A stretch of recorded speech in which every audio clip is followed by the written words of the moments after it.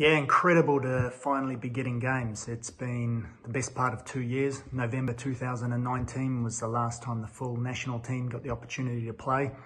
So particularly for those players that didn't get the chance to go to the Tokyo Olympics, I'm thinking of the likes of Sarpreet Singh. For them, it's going to be a massive opportunity to pull that shirt on again. I know that those players are desperately chomping at the bit. And are super excited to get to play for the national team again. Oh look, I was incredibly proud of the way the players performed in Japan, the culture that we created, and just the way they carried themselves and the way they represented New Zealand off the pitch as well. And look, that's why it's so important that we have these games, that we can build on that momentum. As most people will be aware, there's a real correlation between that side and the full national team.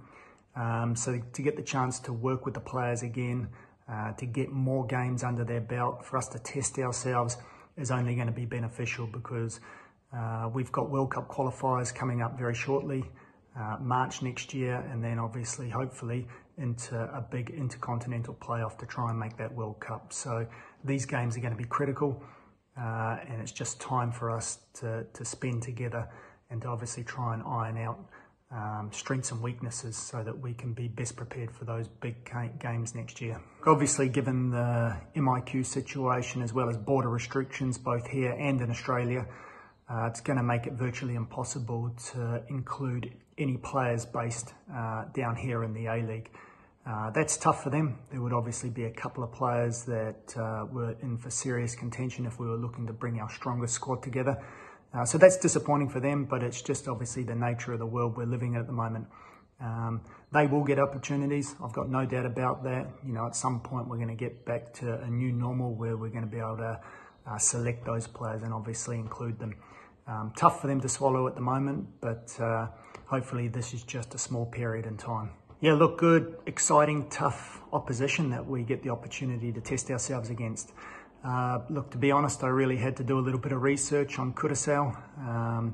Hadn't heard much about them, but once I did a little bit of digging, it became really evident that they're a good side.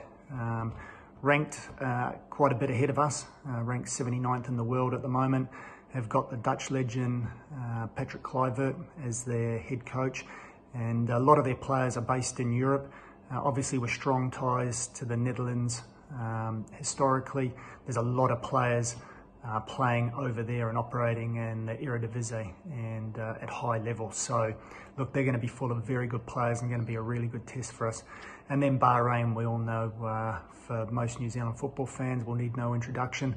A lot of history there, given what happened in 2009 and us qualifying for the 2010 World Cup. So that'll be a really good challenge, obviously on their home turf. Conditions will be tough. It's going to be hot, no doubt about it. But hopefully it gives us a real taste of what we potentially may face should we get through to that intercontinental playoff and draw a team from Asia. So look, some really exciting opportunities, some tough opposition. And I know I'm not the only one looking forward to it. The players desperately are as well.